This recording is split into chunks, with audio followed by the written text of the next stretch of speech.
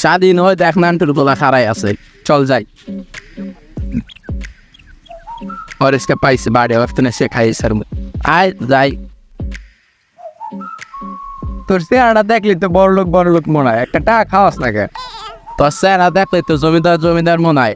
তোর বাইরে থাই বিদাস, আমার কিছু দিয়ে খাওয়ালি না, আয় চল। আমার পকেটে টাকা তোকে পেটে অসুখ হইবে না, এটা হইবে না হইবে দেখা দেবে, চল দি ধরারে।